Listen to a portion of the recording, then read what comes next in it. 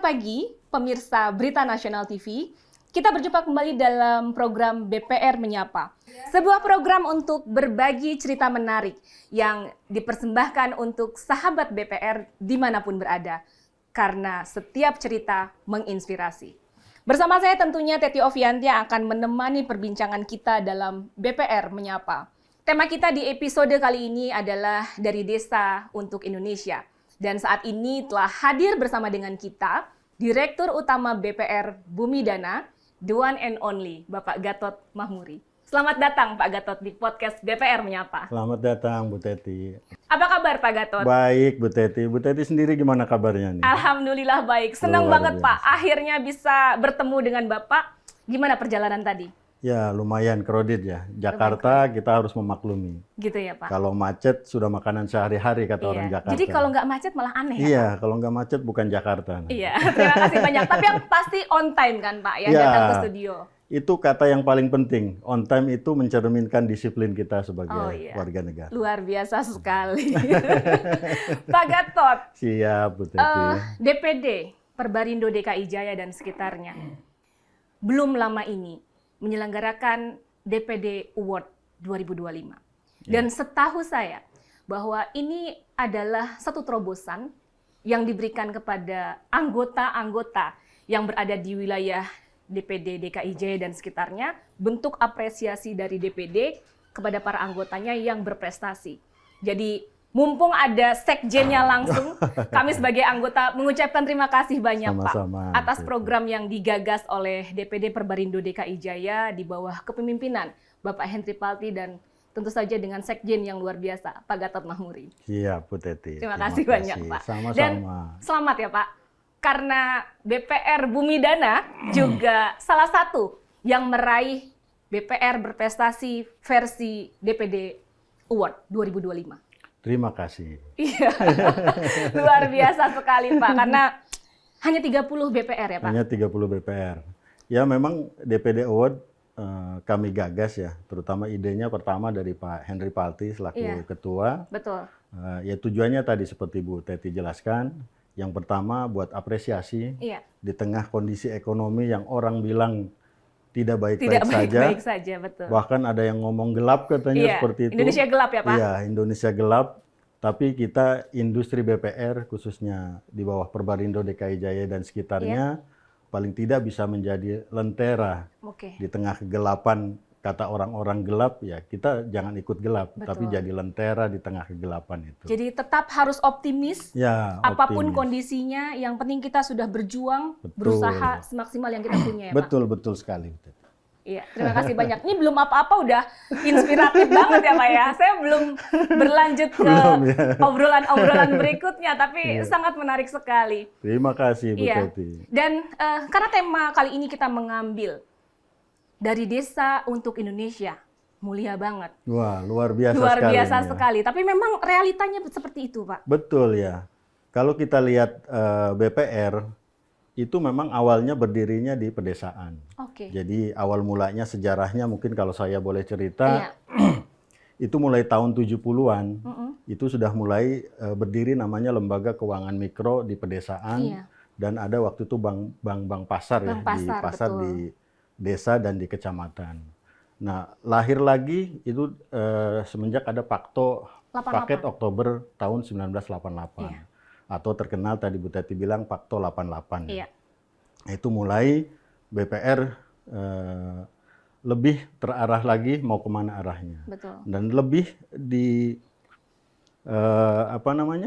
BPR itu lebih secara hukumnya lebih legal lagi itu dengan Undang-Undang Perbankan tahun 1992 ya, Undang-Undang nomor 7 tepatnya, yang diperbaharui dengan Undang-Undang nomor 10 tahun 1998 tentang Bank Perkreditan Rakyat ya. Sebelum sekarang kita namanya Bank Perekonomian Rakyat ya. Lebih luas lagi Pak jangkauannya, betul. Itu dengan Undang-Undang P2SK kemarin ya, pengembangan dan penguatan sektor keuangan. Kita sekarang jadi Bank Perekonomian Rakyat.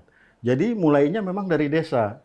Jadi kalau menginspirasi tadi BPR dari desa untuk Indonesia, itu memang cocok sekali untuk industri BPR ya. Karena memang kita tidak menafikan budaya di desa kan. Iya.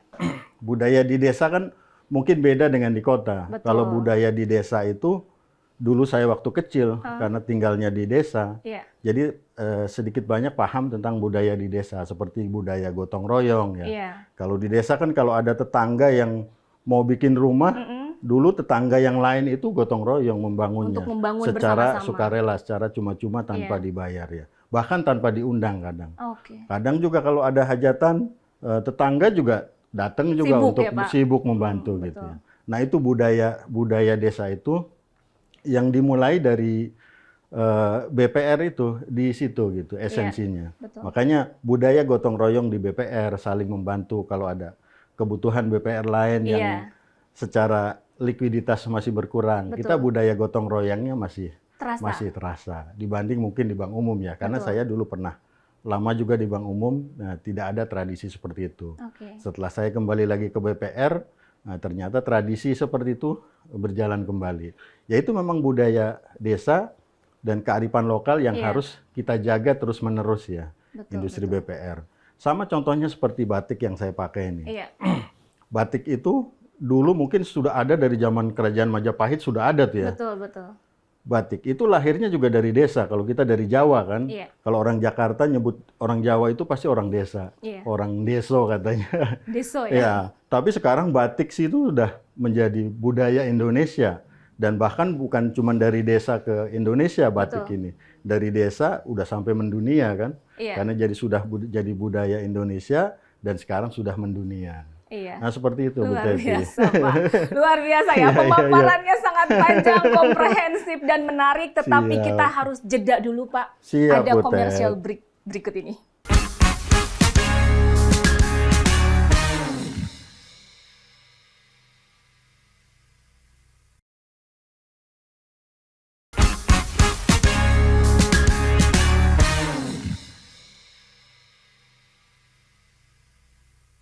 Kembali lagi di program BPR Menyapa bersama saya dengan Teti Ovianti dan di samping saya ada Pak Gatot Mahmuri. Menarik sekali tadi Pak, kita bicara mengenai pedesaan, kemudian tradisinya akhirnya Bapak temukan di industri BPR gitu ya Pak ya. Nah, karena kita bicara mengenai pedesaan, kira-kira dari BPR Bumi Dana sendiri Pak, apakah ada layanan yang Bapak berikan yang kemudian berdampak bagi para UMKM lokal? Iya, iya. Memang seperti yang saya ceritakan di awal bahwa BPR itu lahirnya memang untuk masyarakat pedesaan dan tentu ekonominya juga menengah ke bawah. Betul. Ya. Akhirnya larinya juga segmen UMKM, usaha mikro, kecil dan menengah. Dan itu memang segmen yang sampai saat ini tetap dilayani oleh BPR. Dan perlu diketahui mungkin dari sekarang hampir 300 juta penduduk Indonesia, itu 41%-nya itu tinggal di desa. Dan usaha UMKM itu sekitar 60 jutaan usaha UMKM di Indonesia. Dan itu menyumbang sekitar 96% dari tenaga kerja di seluruh Indonesia. Dan itu menyumbang juga PDB Indonesia itu sekitar 60,5%. Jadi bayangkan luar biasa sekali. Makanya Indonesia di tahun 98 ya, waktu terjadi krisis moneter, mungkin Bu Teti pernah saya ingat mengalami, waktu itu Pak. juga sudah di perbankan kan, pasti mengalami Bank umumnya kena likuidasi. Bank umumnya kena likuidasi kan, hampir beberapa puluhan mungkin ratusan bank umum waktu itu ya, kena likuidasi, penutupan segala macam, tapi BPR tetap bertahan. Itu kenapa tetap bertahan? Karena UMKM-nya masih bertahan. Nah itu penopang ekonomi Indonesia, itu salah satunya di UMKM. Makanya kenapa kita fokus membiayai UMKM, ya karena memang kita segmennya pertama segmennya di situ, yang kedua kita hidupnya di lingkungan sekitar UMKM. Makanya sampai hari ini BPR masih tetap bertahan. Walaupun kemarin ada COVID ya. Betul. COVID yang melanda kita hampir 2 tahun, tapi sampai hari ini kita BPR tetap bertahan dan UMKM kita tetap survive sampai hari ini. Dan itu kalau memang kita bicara dari hulu sampai hilir, pembiayaan BPR, khususnya kami di BPR Bumi Dana ya, fokus di UMKM, tentu itu jadi fokus utama. Kalau kita bicara dari hulunya, Kalau hulunya itu kan kalau pertanian misalnya di petani kan, iya, betul. tapi hilirnya kan di pedagang pasar. Nah, segmennya kita biayai dari mana? Ya dari hulu sampai hilirnya. Dari hulu, dari petaninya kita biayai untuk menanam pupuknya, padi, gitu ya, dari kebutuhan pupuknya, pestisidanya. Nah, habis itu dari petani lari kemana? Ke tengkulak kalau istilah zaman dulu ya. Tengkulak kan pedagang di desa-desa. Nah, itu juga sebagian BPR juga termasuk kami membiayai juga. Nah, setelah itu barangnya dibawa kemana? Dibawa ke pasar. Baik itu pasar tradisional maupun pasar yang semi modern maupun yang modern. Dan itu juga kami membiayai juga. Artinya memang bisnisnya dari hulu ke hilir. Ya, artinya memang UMKM ini kan dari hulu ke hilirnya karena masih di sekitar Indonesia, di sekitar wilayah kita masing-masing, jadi akhirnya kita bisa membiayai dari hulu ke hilirnya. Dan itu juga kan sesuai juga dengan amanat Presiden Prabowo ya, Pak Prabowo, bahwa ketahanan pangan itu ya dimulai dari UMKM. Betul. Termasuk dari hulunya kita petaninya sejahtera, pedagangnya tetap untung. Harapannya kan tetap di situ, Bu Teti. Betul. Jadi hitohnya BPR itu memang membiayai UMKM. Ya, membiayai UMKM. Kalau dulu saya di Bank Umum, UMKM kan sangat terbatas untuk pembiayaannya ya. Karena dibilangnya tidak bankable istilahnya.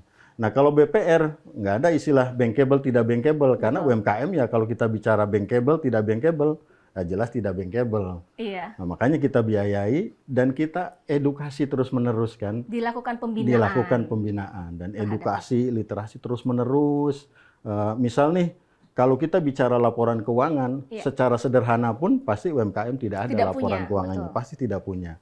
Dan itu kadang tim kita di bawah kadang mengajari mereka sedikit demi sedikit edukasi tentang laporan keuangan secara sederhana. Supaya memisahkan antara keuangan pribadi dengan keuangan usahanya. Dan itu yang jarang dilakukan oleh Bank Umum. Kalau Bank Umum kan hanya terima bersih, laporan keuangannya seperti apa, mereka analisa, dapat atau tidak dapat, layak atau tidak layak kan, dapat pinjaman atau bisa dapat atau tidak dapat pinjaman gitu.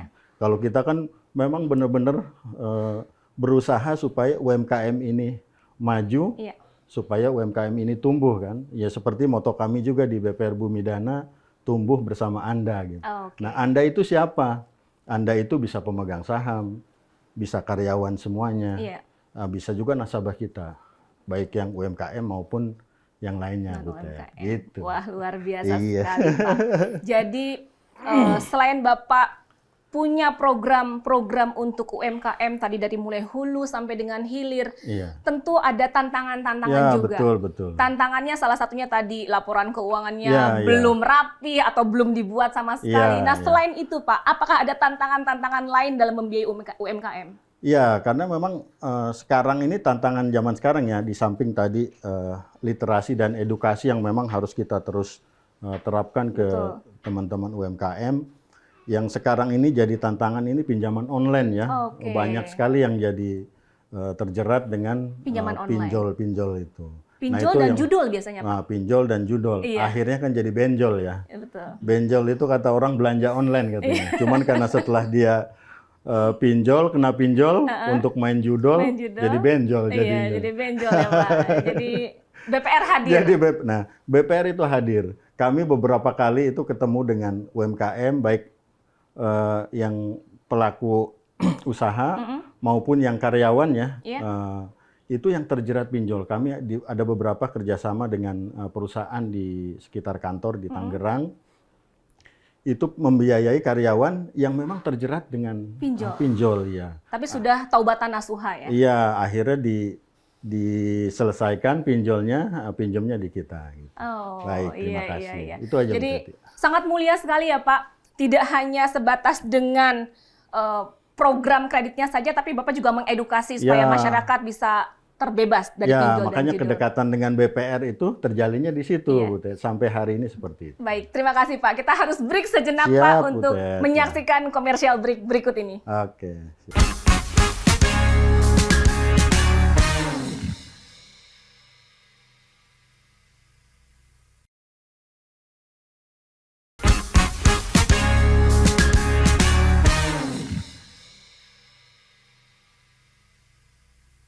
kita kembali lagi di acara program BPR Menyapa bersama saya dengan Teti Ovianti. Pak Gatot, iya, Bu tadi kita Teti. sudah bicara panjang lebar Pak mengenai UMKM, kemudian pedesaan, bagaimana tantangan yang Bapak temui di lapangan ketika membiayai UMKM. Memang hitohnya BPR seperti itu. Nah, kira-kira ada pengalaman atau cerita menarik nggak sih Pak dari kisah sukses UMKM yang Bapak pernah biayai? Ya. Ya, tentunya kami nih ya Bu, dari BPR Bumi Dana itu sangat senang sekali kalau UMKM yang kami bina itu sukses. Oke. Sukses itu diukur dari mana? Betul. Yang pertama tentu sustainable ya, keberlanjutan. Jadi sukses itu kalau berlanjut terus, nah itu baru dinamakan sukses. Iya. Kalau sukses sebentar habis itu hilang, itu nyukstruk namanya. Itu bahasa desa ya Pak? Itu bahasa desa. Bahasa desa. Bahasa desa di Tangerang. Iya. Nah, kami ada beberapa nasabah, terutama UMKM, itu bahkan semenjak tahun 2005 ya, itu jadi nasabah kami dari... Berarti hampir 20 tahun. 20 tahun ya, dari semenjak ibunya dulu punya kios di pasar tradisional, sampai sekarang diteruskan sama anaknya, sudah ruko di daerah Citra Raya di Tangerang. Wow. Sampai hari ini masih jadi nasabah kami, baik tabungan, deposito maupun kreditnya. Jadi generasi kedua? Iya, ini generasi kedua. Nah itu memang harapannya. Iya. Dan kita kan selalu berharap ya, tentu seiring juga dengan program pemerintah, UMKM ini supaya naik kelasnya ini seperti apa ya. Betul. Dari usaha mikro naik ke usaha kecil. Dari usaha kecil meningkat lagi usahanya tetap ke usaha menengah, dan itu kan tetap jadi segmen BPR. Kecuali mungkin jadi sudah pengusaha besar, itu bukan segmen BPR lagi. Kita cari lagi UMKM lagi mana yang dari kecil kita bina sampai nanti jadi paling nggak usaha menengah. Jadi kita mengantarkan BPR bina dari kecil, menengah, kemudian diambillah sama Bang Umum. Diambillah sama Bang Umum. Itu fenomena ya Pak? Iya, tapi fenomena. Tidak perlu berkecil hati tentu saja. Tapi kita tidak pernah takut, karena seperti yang tadi saya bilang di awal, bahwa segmen UMKM itu masih sangat luas. Dan saat ini UMKM di kita hampir 60 juta lebih. Betul. UMKM, dan yang sudah digitalisasi lewat e-commerce, kalau Ibu baca data mungkin ya sekitar 25 juta UMKM. Dia sudah berjualan di Shopee, berjualan di Tokopedia, di e-commerce lah yang online. Dan itu kan satu kemajuan yang sangat membanggakan ya. Baik bagi BPR, ya terutama juga buat Indonesia, karena penopang bisnis Indonesia salah satunya kan UMKM. Iya. Itu Bu, sepertinya. Jadi tepat sekali Pak tema kita pagi hari ini. Dari desa untuk Indonesia. Untuk Indonesia. Nah, kemudian Pak, apa strategi BPR Bumi Daya untuk memaksimalkan pelayanan kepada UMKM lokal di wilayah pedesaan? Iya, kalau kami itu sekarang sudah kombinasi ya Bu ya. Artinya kombinasi yang metode yang klasik dengan metode yang modern. Metode yang klasik itu seperti apa? Metode klasik itu ya seperti kita jemput bola ke nasabah. Itu kan dari 20 tahun lalu kita di perbankan, kita lakukan itu. Door to door ya. Datengin ke pelosok-pelosok desa, dari ada istilahnya dulu ningkat lagi, member get member. Iya, betul. Nah, sampai meningkat sekarang dengan teknologi yang makin maju. Di desa juga sekarang internet sudah banyak. Akhirnya kita juga mau nggak mau harus masuk dari klasik ke yang modern. Modern itu apa? Digitalisasi, terus mobile banking. Betul. Kebetulan di BPR Bumi Dana juga saat ini mobile bankingnya sudah di-develop. Sudah jadi kita bisa, nasabah terutama yang penabung, itu bisa cek saldo, bisa cek mutasi rekening. Real time tuh ya Pak? Real time ya. Bisa cek depositonya berapa. Nah itu yang keunggulan kita, karena yang paling penting dari bisnis perbankan ya, terutama BPR, itu kan bisnis trust, bisnis kepercayaan. Karena itu yang paling susah untuk menggait segmen nasabah kan. Betul. Bank umum saja kalau sudah tidak dipercaya, ya akan selesai nasibnya. Betul. Apalagi BPR. Karena kesulitan kita kalau di segmen BPR, kalau kita di bank umum nih, saya di BCA, itu hanya tinggal menawarkan produk saja, karena orang sudah tahu BCA itu seperti apa. Betul. Tapi kalau kita di BPR, yang pertama itu kita kenalan dulu, Betul. Orangnya dulu dilihat ya. Jelaskan dulu nih BPR itu seperti apa, sayanya reputasinya seperti apa. Betul. Baru habis itu step kedua kita nawarin produknya. Jadi kita nggak bisa langsung nawarin produknya. Makanya kepercayaan itu sangat penting. Yang kedua tentu dikenal. Dikenal itu tadi dua caranya. Bisa dengan cara klasik kita door to door ke masing-masing nasabah. Maupun dengan cara lewat modern, digital. Kita lewat digitalisasi. Jadi memudahkan nasabah juga untuk mengakses layanan keuangannya dari BPR Bumidana betul, ya Pak? Betul, ya. Seperti itu Bu Teti. Iya, luar biasa sekali Pak Gatot. Pertanyaan terakhir sih Pak. Udah terakhir aja nggak kerasa ya? Kayaknya saya asik banget soalnya Pak, ngobrol-ngobrol sama Bapak. Harapannya Pak, terhadap perkembangan ekonomi lokal ya, dari Bapak sendiri seperti apa Pak? Ya, tentunya kami juga menyelaraskan dengan program-program pemerintah yang saat ini digalakan untuk UMKM. Termasuk juga kan dari OJK ya. Bu Teti mungkin tahu ada POJK tentang UMKM. Memberikan kemudahan akses ke UMKM. Itu kan salah satu akses yang diberikan oleh pemerintah melalui OJK kan. Dan tentu juga kami dari BPR, khususnya BPR Bumidana, yang menyambut baik untuk program ini. Karena kita kan tujuannya sama. Kalau tadi bilang dari desa untuk Indonesia. Saya mau bilang dari BPR nanti untuk Indonesia Waduh, juga. luar nanti biasa. Bisa seperti itu. Gitu ya. Luar biasa sekali Pak, mulia sekali, tapi sangat menarik, ya, sangat inspiratif.